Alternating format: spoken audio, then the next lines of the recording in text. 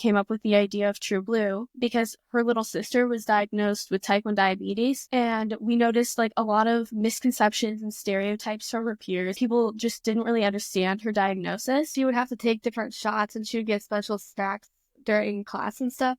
So her classmates would be very confused about what that was. And even like adults didn't really know what diabetes is.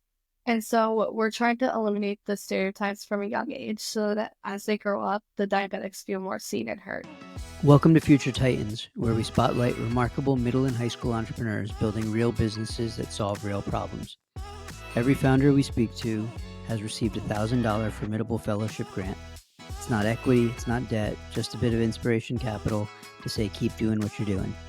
If you're a student entrepreneur, we'd love to support you too. Just visit formidablefellowship.org to apply for a grant. It takes less than 5 minutes. And if you believe in empowering young builders, consider supporting our mission. All contributions are tax deductible. Now on to the conversation. All right. Hey, everybody. We have two amazing young entrepreneurs here today. We'll jump right in. Why don't you guys introduce yourselves? Maybe your names, where you go to school, what grade you're in. My name's Kyla, and I'm a junior. And I'm Lydia Yoder, and I'm a senior, and we both go to DeKalb High School. Okay, and where's DeKalb High School? It's in Auburn, Indiana. Okay, nice.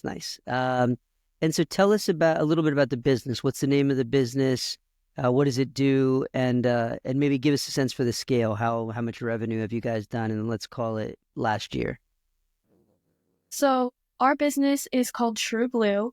We raise awareness for type 1 diabetes with educational outreach programs in elementary school classrooms. And we've raised roughly over $4,000 in revenue over the past year. Okay. Wow. Nice. And when was the business started? We started the business 2 years ago in September. Okay. Nice. And so do you remember what growth looked like? So in the beginning, I imagine it was kind of slow going. And then It sounds like you had a pretty killer year last year. What did that first year look like? In the beginning, we didn't have many sales. We were mostly going into classrooms. And then over the last year, the sales have grown more. We were focusing mainly on like the nonprofit aspect at the beginning, but then we like slowly worked into like the aspect of the profit side. Okay. We like profits here. All right. So let's jump into what is the actual product of True Blue. What do you sell, when you go into these elementary schools? So for the elementary school side, we don't sell anything. All of that's like free of charge. We just go into the classrooms with different games and stuff. But then for our products, we sell aware bears, which are little teddy bears with a shirt with our logo on it. And then we sell a children's book that she self-authored. And then we sell merchandise, which is just hoodies, sweatshirts, t-shirts with our logo on it. And we also sell advertisement availability to different companies who would want to like put their logo on our coloring sheets or on our children's book. Okay. Wow. All right. Lots of products. Cool. So there's lots to dig into there. Let's take a step back. I'm curious, how did you start this? I saw, when I was listening to your conversation with Nick, kind of the lead up to this, it seems like this wasn't your first entrepreneurial venture. So maybe walk me through how you got to this idea. So when we first came up with the idea for like a business, we knew we had wanted to run a business. So we created a business that we called Clothing for a Cause, where we just upcycled clothes and like resold them and stuff like that. But we realized that the market was really, really big, and it was just kind of not like we couldn't fit in really because we had no experience, we had no resources. It wasn't really personal to us. But then the next year we came up with the idea of True Blue because her little sister was diagnosed with type 1 diabetes. And we noticed like a lot of misconceptions and stereotypes from her peers, and people just didn't really understand her diagnosis. So we wanted to make a change, and we wanted to help her just feel seen and heard. So we created True Blue. Because a second grader, which is what she was, she would have to take different shots and she would get special snacks during class and stuff. So her classmates would be very confused about what that was. And even like adults didn't really know what diabetes is. And so we're trying to eliminate the stereotypes from a young age so that as they grow up, the diabetics feel more seen and heard. Okay, that's an amazing. That's like an amazing sort of social impact you want to have, but you're doing it through business, which we love. Let's go back to that first business that didn't do so well, right? Because I think that's the one. There's a lot of learning from kind of and resilience you probably got from that. So you mentioned that was like what secondhand clothing, kind of trying to trade that and flip it. Yeah. Is that right? Yes. Um, and so where were you getting? Maybe where did that idea come from? Was this something you saw on social media that people were doing? Was it somebody in school was successful with it? Where did you even come up with that idea? It was just we had a class with our teacher, Mrs. Johnson, and she said that we had to like come up with a business. And so we were just like kind of brainstorming, coming up with ideas. And that was kind of our first idea and we just kind of went with it.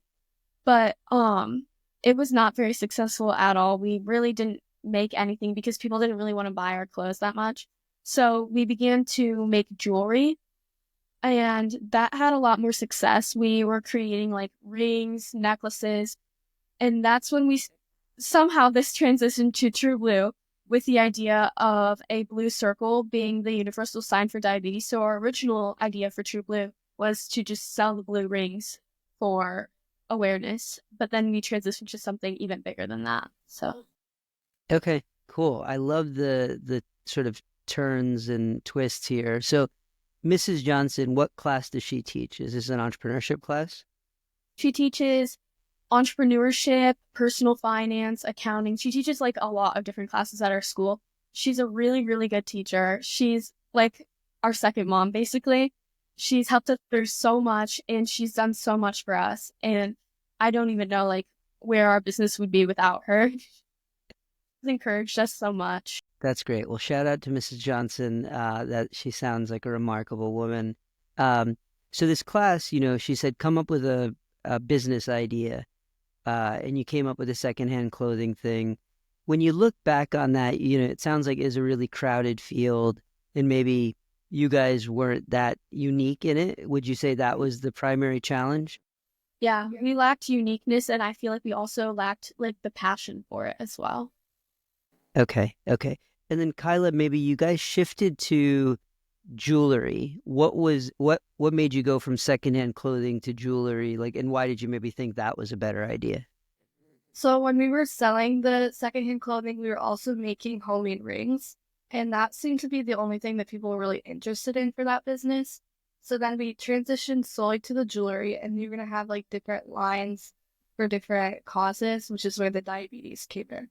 Got it. Okay. So like there's a really good insight here for other entrepreneurs, which is something Kyla and Lydia sort of intuitively saw, which is they had a bunch of things they were doing and then they leaned into the thing that seemed to be working the most, right? Which is really smart. They didn't just keep banging their heads against the wall trying to sell clothing, which is brilliant. Um, okay, and so then your sister, Kylie, your sister gets diagnosed with type 1 diabetes, and you decide to make rings related to diabetes. Is that kind of is that the first connection to diabetes, or was there something before that? Yeah, that was the first connection we made to diabetes because the universal symbol for diabetes is a blue circle. So that's what we incorporated into the blue rings. Okay. And now based on what you shared earlier, it sounds like jewelry is no longer part of the business, right? You're kind of out of the jewelry business, is that right? And we're out of that. Okay. All right. All right. So I want to get into a little bit of the mindset you guys have because, the first business didn't work. The second business kind of you pivoted out of. Um, I think a lot of people might say like, let's just pack it in, right? Like, let's just stop doing this entrepreneurship thing. What made you keep going? Like, why keep trying? Why be on your third idea that seems to have worked? Like, yeah, why not just quit? Well, something that I have learned throughout like my years of life, even though it's not that many, um, that failure is the next step to success. So yes, we were failing, but the more we failed, like the more successful we got. And so it's just a matter of trial and error. And it's just kind of boosting our confidence in the way like I don't really know how to describe it. But No, that's when great. Yeah. That's great. I mean, I feel like, I think everybody should just rewind what Lydia just said. Like, there was an immense amount of wisdom in that. Like, very few entrepreneurs just kind of come out of the gate and just hit it big, right? Like, they iterate and test and learn, and sometimes they just keep doing that. And you guys did that very quickly, which is remarkable. Um, where did this entrepreneurial kind of urge come from? Did you grow up in a household of entrepreneurs, both of you? Was it just, Miss Johnson was like just kind of sparked this in you? Was it lots of Shark Tank that you watched when you were younger? Like, where's this coming from? It was it was definitely for me, well, my whole life, my mom has said that I've been kind of a natural leader, so it's part of that. But also Mrs. Johnson has definitely put that spark in us. Her class just we knew we wanted to be entrepreneurs. We just had to find what the right thing was for us and what we had that passion for. And Mrs. Johnson, she's just a really good teacher. And she's done so much and like installed so much like passion in us and like helped us realize that this is what like we have the power to run our own business. She actually won the Milk and Educator Award, which is known as the Oscars for teaching. Wow. So All right. Okay. she's a very, very good teacher. Okay. Amazing. All right. And Mrs. Johnson, you got to clip this and send it to the principal. You should get a big raise, it sounds like. So, well, sorry, Lydia, I cut you off. she's winning $25,000 from the award. So Okay. so Okay. she basically gets a raise. Okay. All right. Nice. Nice. Well done. Got it. All right. So, it sounds like, yeah, Kyla, your mom kind of found this leadership tendency in you and sort of encouraged that. And then you had a remarkable teacher who kind of sparked this entrepreneurship kind of flame in you guys, which is great. So now let's shift to the company, right? So you've got all these products. Um, how do they work together? Like when you go into an elementary school, and I'm going to ask some probably dumb questions here. You go into an elementary school, you're doing this education work, which is free for the school. Are they then buying the teddy bears, buying the books, or are the products unrelated in that sense? In some ways they are, but in some ways they're not. It really just depends if the teacher or like any of the students want to purchase. But we send home coloring sheets that the students would color in class, and that kind of just gets to the parents. Like the parents ask them what they do during their school day. They show them the coloring sheet. It has our logo on it, and then they want to find out more. And so like that's kind of where our sales come from, stemming from the bears and the books. And then we also make a lot of sales with the bears and the books from craft fairs as well. Okay, okay, got it. So maybe Kyla, walk me through the pitch to, I guess you sell to schools, but you don't really, it doesn't cost them anything, but they still got to agree to let you come in, right? And they might be like, no. Or you're selling to, it sounds like sponsors who put their logos on the coloring sheets. Do they get their logos on the bears as well, or is it just the coloring sheets? They get their logos on the coloring sheets, and then also our books. There's an opportunity to put an advertisement on the back of our books as well. Okay. So I think one of the things when we talk to young entrepreneurs, like this idea of selling kind of scares them a little bit. Um, I'm curious when you kind of go to either schools or these sponsors, um, what's the pitch, right? What are you telling them why they should do this? And let's start there. Like, I would love to hear what that looks like. Well, the way we get into schools, both of my parents are educators, and so they're well known throughout their district, and then they also are known throughout other districts because they used to work at districts nearby to where we live. And so they're kind of like getting us into the schools and like sending out emails to different teachers to schedule sessions with us. And also both of our siblings are in elementary schools as well. So we have an advantage towards that. And the teachers like with our siblings know our siblings. And so then like we talk to them through that. And we kind of just reach out to this we're just currently reaching out to the schools that we know. But then we're hoping to do like an educational segment where we can sell videos, books, and like coloring sheets to schools that are like kind of out of our reach, farther away for us that we're not able to travel to. So that we would sell them a package of all the stuff they would need to educate. And then we'd also send them videos as well for that. Got it. Okay. And so I think in the initial conversation I had with Nick, I think Kyla, you made a point. I think it was you, Kyla, about um, people kind of maybe on the sponsorship side show interest, but then they sort of, maybe ghost you is too strong of a word, but they sort of don't follow through. Walk me through maybe what's happening there. What when you go to talk to a sponsor to put them on the coloring sheet or put them in the book, what do you tell them? Like, hey, here's why you should be involved. What does that look like? So first we give them just the pitch of our business, what we are, what we do, all of that. And then we also give them the backstory of why we started our business with Ava. And then we just give them the opportunity and we have to put ourselves out there. It's like trial and error. You'll miss 100% of the shots you don't take. So we just go and we ask for the sponsor or the advertisement. And then if they want to do it, great. And we've had people want to do multiple because they want to invest in us.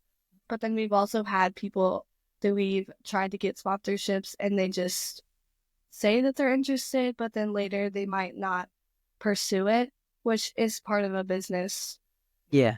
And how do you find these potential sponsors, Kyla? Are you going sort of, to the mall and going kind of retailer to retailer, like kind of door to door? Are you calling people, yeah, well, how do you find people to talk to? We've done multiple, so there's different business owners that we know that we've talked to, but then also at different events that we've been at, we've advertised it there and we've had people show interest at those. Or we got some grant money from One World Education Foundation for our book, and that was just something that we found, and then they were willing to just put their advertisement on our book. Okay, got it, got it. And so I'm curious, and you might not know specifically, but if you talk to 100 potential sponsors, like how many of them become customers? Like what's your, what would be called your close rate? What's your close rate if you had to estimate? Probably like 50%. It's like 50-50. It really just Wow. depends. Okay. Okay. All right. I mean, yeah, I think every entrepreneur who just heard that is like, their mouths are open because a 50% close rate is awesome. And what does it cost a sponsor to put their name on the coloring sheets? Like, let's say they want to just do it one time at one school. So the coloring sheets are 350 for 5,000 of them. And then the book is 1,200 for 100 books. Gotcha. Okay. Okay. And so this is kind of a genius business model. So you get sponsorship for the book and then you also sell the book, or is the book for free? Yes, we sell the book. Okay, so you guys are like double dipping in a really interesting way. Okay. Um, so Well, 5,000 sheets, meaning like, does that mean you have to have 5,000 kids go through the program? Or yeah, does each kid get a bunch of sheets? we give each kid one sheet when we go into the classrooms, but also one of our sponsorships was Health Markets, and that's Kevin McIntyre. And we're going to give him like some of the sheets to put in his office too. So they will all go towards the kids.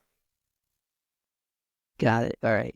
And so right now, so how do you guys find time to do this? I think when I was listening, I was like, okay, well, you guys are in school, you're going to elementary schools. They seem to have similar schedules.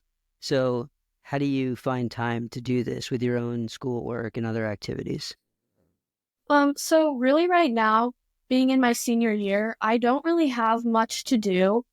I'm mostly doing my college classes through the local community college, Ivy Tech, but it's really like not a ton of work. I usually do most of it after school and then focus really on the business while I'm in school.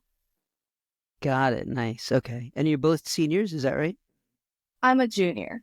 You're a junior. Okay. Got it. All right. And so, Kyla, do you have the same flexibility as Lydia does, or is school a little bit more a little more restrictive?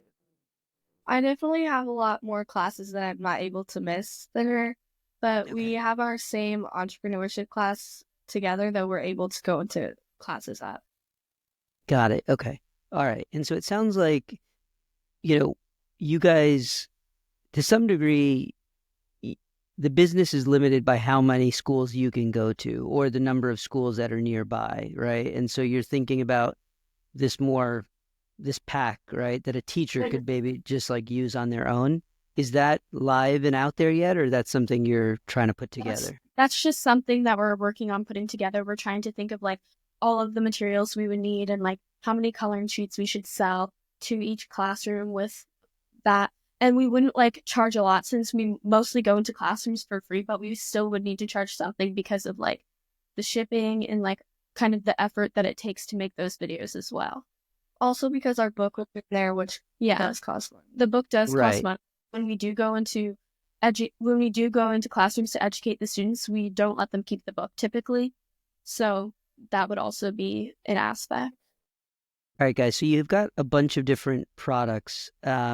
You're obviously reaching out to elementary schools and doing this really great work around educating young people about what diabetes is and how it all works. Let's talk a little bit about what that actually looks like. So what is an elementary school student doing during that 45 minutes or an hour that you're there? What's that day? What's that activity look like? So first, when we first go in, we do diabetes bingo. So that's a bunch of different words related to diabetes. We go more into depth about what those mean. And then we read the children's book. And then we also have these carb counting games. So when diabetics have to eat meals, they have to count all of their carbs and take insulin for it. So it kind of simulates what that meal would be like for the kids. And they have to try and make the lowest carb meal while still having a balanced meal. And then we do winners for that. So it's like competitive. And then at the end, we do our coloring pages, bookmarks, and stickers. We pass all of that out. And then we have a portion where they're able to ask questions, which that is definitely influential for us because sometimes you don't know if it's getting through to the elementary school kids, but then when you hear the different questions that they're asking, you can tell that they understand and they're curious about what it is. Got it. Yeah, that's fantastic. And then, so that's the education side. And then you have kind of the merch side. We'll put the teddy bears and the hoodies and the book all in a different category. How do you get the word out about that? So we do that with the craft fairs on our website, on our Instagram, and we just kind of like bring it to every event that we go to. It's mostly through like our website, Instagram, and word of mouth. Okay. And where between those three, kind of as much as you can tell, like, are the crafts fairs kind of the where most of the sales tend to happen, or are people kind of, just randomly finding your website and you're getting orders from around the country for the stuff on the website? It's more of the craft fairs being like the main source of the income, mostly because when they see us and we talk to them, they feel more like obliged to buy something from us because like it's face-to-face contact, they're right in front of us, and they kind of just get more of like a feeling towards our business more than they would just looking at our website. It's easier to say no to someone when you can't see them. So Yeah, 100%. And so between, you mentioned kind of a little over 4,000 in revenue. If you had to break that up into sort of a pie chart, like where is that coming from? How much is sponsorships versus selling teddy bears, books, merchandise, like, versus, I don't know if there's other elements of, where revenue comes from. What's that look like? most of it is coming from the advertisement side of things. So we're getting most of our revenue from people purchasing the advertisements, mostly because they're priced so much higher than the rest of our items. Right. That makes sense. Okay. Super. And so have you guys ever thought, I'm just curious, like, because we talk a lot about focus, with entrepreneurs, right? Whether you're, just starting out or you've been at it a bit, one of the biggest mistakes I've made in business is like not focusing. Given that's where a lot of the revenue is, have you ever thought that maybe just lean into that? Or yeah, I'm just curious, like, kind of go into the thing that's really working, kind of the way you did initially with jewelry. Um, ever thought about that? I don't know if we have thought about that because just because the bears and the books are part of the awareness, because the book gives the life of Ava before her diagnosis and then during her diagnosis, and how that kind of changed for her, but also how she can still be a normal kid. So I think that's kind of an important part of our business. Yeah. No, that's a great point. Yeah, I think Yeah, that makes a lot of sense. Like they all kind of work together, and I think people also probably really like the physical products quite a bit, which is awesome. Um, and so I'm curious on the website, how did you build that? We used an online thing called HubSpot to build it, and then we just have different portions of it. We have like a products section, services, what we do, who we are, different areas. So, all right, so you're using HubSpot. What's like, how did you learn this? Were you just on YouTube? How'd you even know that you could set up a website using HubSpot? How did that happen? I was just researching different ways, and we didn't want to use something like just Google Sites because it looks kind of like blocky and basic. And so HubSpot was something that we could use that made it look more professional, but wasn't like super expensive like the other websites that we had seen. Wow, that's awesome. And so you kind of just, I guess you just sort of self-taught yourself how to put it up with HubSpot? Yeah. Okay. All right. That's remarkable. And so if somebody goes to the site, they can actually buy a teddy bear right off of it, or they can buy some merch right off of it, and it's got like I can put my credit card in and the whole deal. So for our merchandise, you can just put the credit card in and all of that. And then for our bears, it's just a link right now that you want to put your credit card in. It's what is it? Google Form? A Google Form. Okay. Okay. Got it. It's a Google form, and then you'll get an email or something, and then you'll reach out to them and work through that. Okay. Okay. Got it. All right. So it sounds like really big opportunity there as well, and you've kind of self-taught yourself that. Um, if we switch to just entrepreneurship, so you have Mrs. Johnson, clearly a force of nature. Are there entrepreneurs that you look up to, kind of, whether in your world of sort of this intersection of giving back and sort of disease education plus building a business, or just in general entrepreneurs that you admire or look up to? For sure, we definitely look up to the owner of Breakthrough Type 1 Diabetes, Aaron Kowalski. We also donate 10% of all of our profits to his program.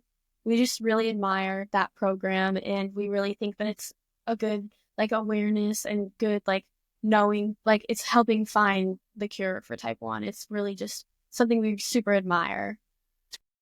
We also look up to Katie Bone, who is a Ninja Warrior champion. So, like, she's also a type 1 diabetic. So, her page just kind of advocates for type 1 diabetes as well as like showing you can still be strong and have type 1 diabetes. Okay, okay, that's great. That's great.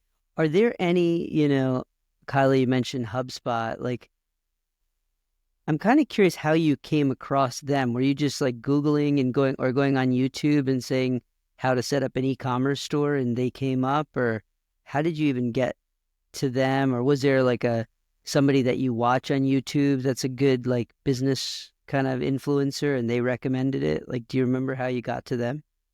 We were just researching different websites that we could use to build something. And then a lot of them just didn't look like they were going to work for us. And then after a while, we just ended up finding it just by like scrolling through different ones. Okay. Okay. So you kind of chanced upon it. And this business model you have, or this category you have of sort of the elementary school education, is anybody else doing that? Maybe not just for diabetes, but for other diseases? Or is this kind of like not something that's you've seen others do? We've tried to look for like different competition and people who are doing the same thing as us, and even just different diseases we haven't found much for. We have something in our area called Junior Achievement. They go into classes and educate students on like business more, but we haven't found anything really doing it, anything about diseases. Okay. Okay. Yeah. I haven't heard it. And what you guys have done actually that's really interesting, I don't even think you realize it, is that it's really hard to get into schools. Like, there's tons of entrepreneurs who try to sell stuff to schools and they bang their head against the wall for like 5 years and they just can't get in. And you've actually done something really interesting where you get in because you've made it free. So there's no issue for them, right? Like, why would they say no? So that's, yeah, and then you funded it with sponsorship, which is great. I think if I shift gears a little bit, I think I heard in the conversation you had with Nick, you've entered a bunch of kind of, I don't know, I'll call them business plan competitions or business Yeah. competitions. Mhm. Um, Maybe walk us through maybe the why first, and then if you've gotten into any of them, like, just what you've learned or what that experience has been like. It's important to pitch your idea to people who like maybe have more experience than you do. And so it was super helpful for us because like we submitted like kind of what our business was all about, kind of like an overview of everything that we do. And then when we get in, we just go in front of like the judges and they kind of just ask us questions and give us more to think about for our business. And it also helps just kind of talking in front of people and being able to present our business better. And especially it helps with being able to go into elementary school classrooms and then like talking in front of the younger children. It also helps because we see all of these different entrepreneurships and what they're doing, and then it can inspire us and we can talk to other people doing the same thing as us and kind of see what's working for them, what's working for us, and exchange ideas. Okay, yeah, that's cool. And are there any kind of competition names that you remember that you've been to that you thought were really helpful, or where you met a bunch of cool other entrepreneurs? The Try and Pitch Deck was a really good competition that we went to. And then we also applied for Innovate Within, but we did not get in last year. Got it. And are these all local Indiana programs, or were some of these like, uh, in other states? These were all local. We also applied for South by Southwest, which is in Texas, but we didn't make it. Okay, cool. Well, I love that you guys are out there trying to get into these things. I mean, I think you hit it on the head, Lydia. Like you learn a lot, you make some good contacts, you get to observe what other entrepreneurs are doing. Um, I'm curious on the public speaking front. Like you guys are both really good, kind of poised public speakers. Have you always been that way, or has entrepreneurship kind of improved your skills there? I definitely was not good at public speaking, but as soon as we found something that we were passionate about and something that we loved, like very dearly and could talk about like really forever, it was so much easier to just tell everyone about our business because we really want to tell everyone about our business because it's something we're passionate about, it's something we love, it's something that we're excited about, that we spend most of our time doing. So it's a no-brainer, really. Because there's different like events, awards that we've gone to that we've had to speak in front of like hundreds of people. And if you would have asked us to do that 2 years ago, there's no way we could have done that. We would have been stuttering all over the place. And we've just made so much growth in that because we found the passion and just because of practice. Yeah. And Yeah. honestly, don't even need to like prepare stuff before. We usually just wing it. So there's also Okay. that.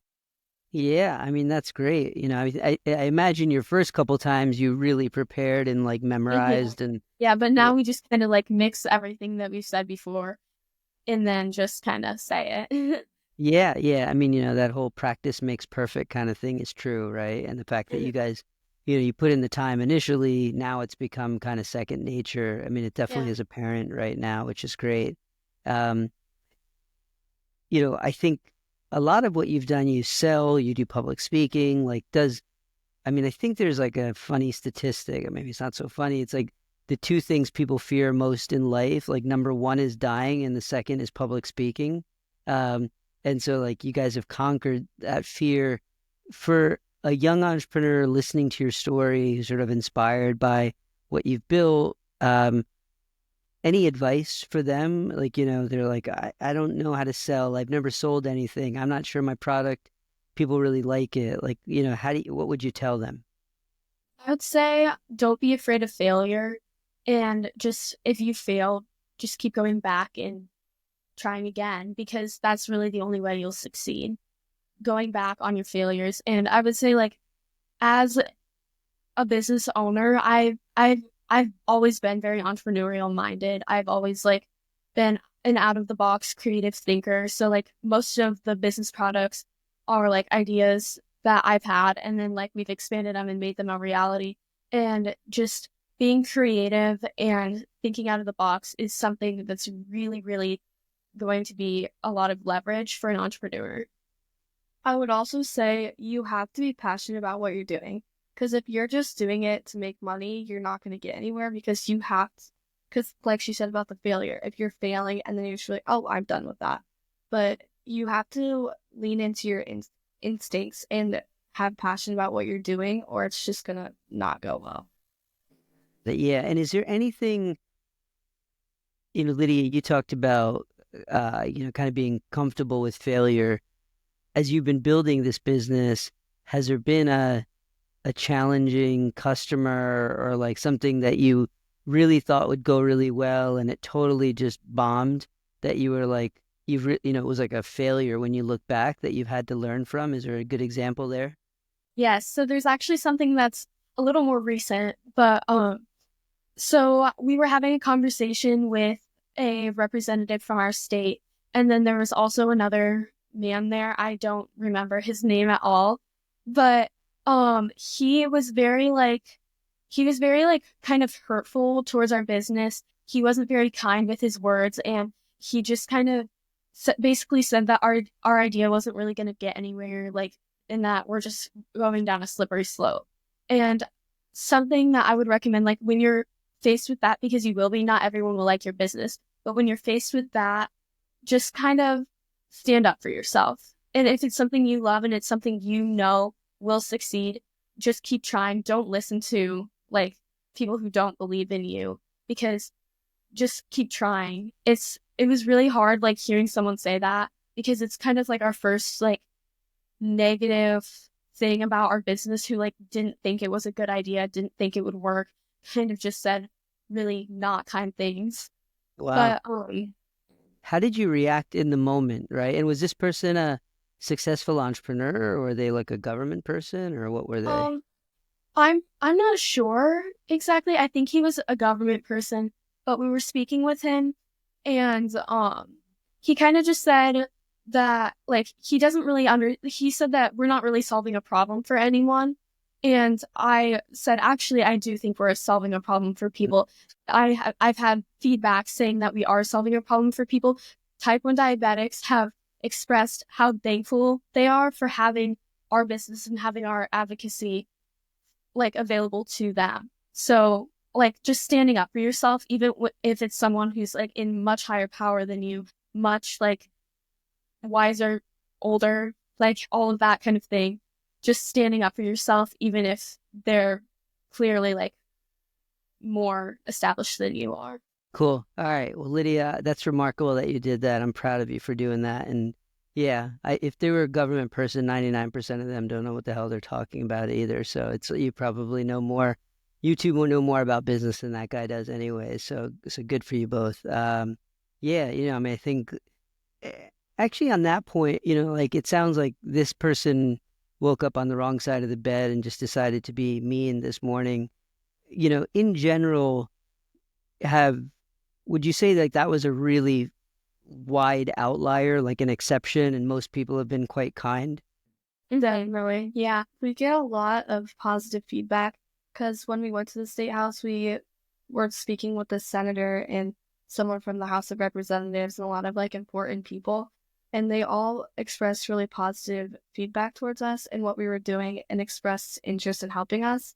And that's mainly what we've gotten from everywhere. So this was very rare. And even when someone has like suggestions or feedback that may not be like kind of where we're going with our business, they're still very kind about it.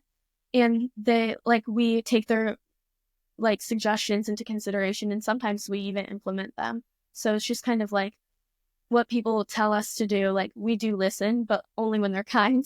Yeah, absolutely, as you should. Yeah, like sorry, I'm so irritated with this person who I've not even met because like why would you do that? Yeah, But I think especially what for young girls. Like we're just yeah, there's it's we're just learning. yeah, it's totally unnecessary. I mean, you guys are out there trying to do something world positive, and for somebody to be a hater like that, I mean, again, people might give you good feedback, and they might not love every part of your business, but there's no reason not to deliver that with a certain amount of grace. So yeah, that's not a nice person. But I think what you're hitting on also is that you didn't let that you didn't sort of overemphasize that one person because it sounds like 99% of the other people have been positive and kind, even if they didn't buy from you or what have you. So that's good. I think that's a big lesson for young entrepreneurs is you're going to, we were talking to a young, awesome entrepreneur named Eli in Texas, and he was saying, I think he was going door to door and somebody kind of like really chewed him out for being on his yard. And like, probably didn't feel very good in the moment. It might have been a little bit scary even, but, Yeah. he kept going. And so I think like these types of people are the exception. They're not the rule. And it says more about them than it does about you guys. So yeah, no, I'm sorry you went through that, but I'm glad that you guys just and Lydia, I'm especially glad you gave it back to him a little bit because it sounded like he had it coming. So that was good. Um, cool. Let's say we got you the dream entrepreneur you wanted to meet, right? And you don't need to give me a name. We can think about that later. If you know somebody, you get them in the room. They know everything about business or your business that you could ever want them to know, and you're really trying to take this to the next level. So we wave this magic wand. We got this person in front of you. What are your questions for that person? What are you guys struggling with? Where can you use help right now? We'd probably talk to them about like growing our Instagram page a lot and kind of just getting our name more out there because I feel like we're very successful with our products and with our sales and with like marketing to like really on a local standpoint. But we want to like expand and we want to grow and we want to be more on a like nationwide standpoint. So just kind of talking to them and just figuring out like how they grew so much and figuring out like how to expand our Instagram, expand in different ways. Also, how to turn views into followers because we do get a lot of views on all of our posts, but not a lot of them transfer into followers. Okay, good. Well, I think a couple things there. Like one, you're trying things, which is a big part of it, right? Like you're going to try some things, they're not going to work. And just like in your business, you're going to hit kind of a gusher and you're going to be like, oh, that's the thing. We got to lean into that, which you've done a good job on.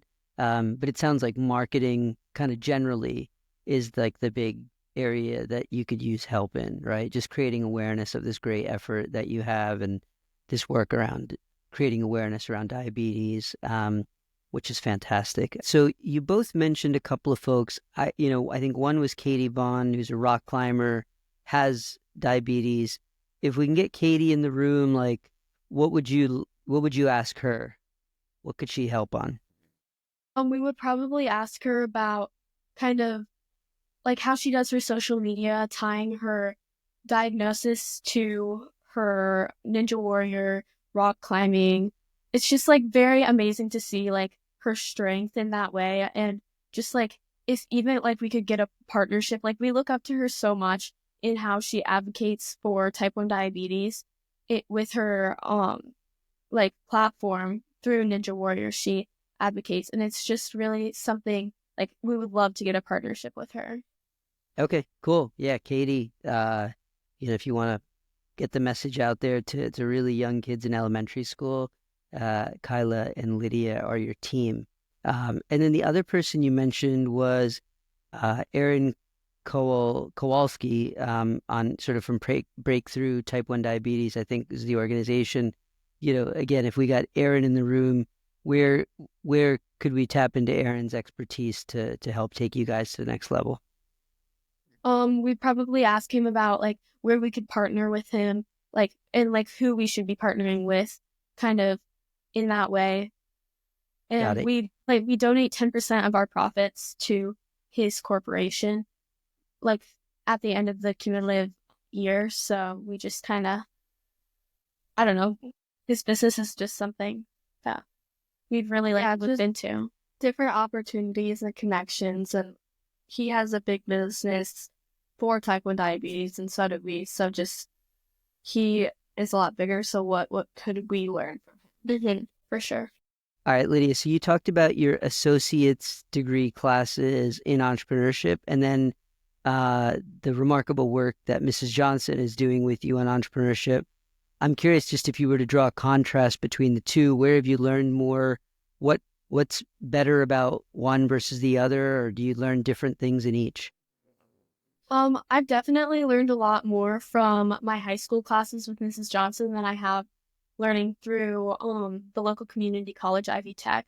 Their classes kind of feel like a step down from what I've already been learning. It's honestly not as in depth and not like there's not as much time kind of put into it.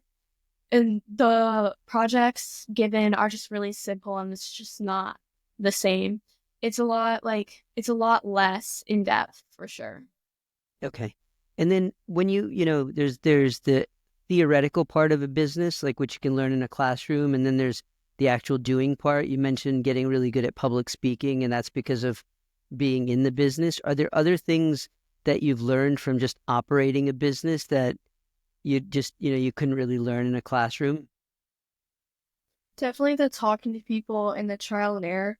Because when you're sitting in a classroom, you just learn a lot of the behind the business stuff. But when you're actually operating the business, there's a lot of connections you have to make and putting yourself out there that you can't just do behind the business. You have to have uh, a presence. You have to have a presence like in person as well, just not behind the business with finances and all of that. Because that's still important, but it just won't get you as far. Okay. Yeah, that's great. And so, Lydia, you're a senior. What's the plan? Are you going to college? Are you going to keep trying to grow this business? Like, give me a sense for what happens to the business, after you graduate. I'm planning on going to college and helping Kyla still with the business. And then next year, she's planning on going to the same college as me. So we're hoping to like still continue to run the business. I'm going for my business administration degree at Grace College. So just I've been getting a lot of credits for that, and I shouldn't have to go for that long. But I could possibly get my master's in 3 years. So that that's an accomplishment for sure. Yeah, that's great. That's remarkable. It seems like you put in a lot of work ahead of time. And so, you guys both get reunited at Grace. You're building up the business. I don't know what long term looks like, 3 years, 5 years, however you want to define it. Like, if you could, again, wave a magic wand and get your dream for where this business goes, like, where would you love to see the business get to? We would love to see it on a much larger perspective because currently we're doing a lot of local stuff. So, like we talked about with the videos and packages that we can send out, we'd like to see it in a more global or just national standpoint. Okay, great.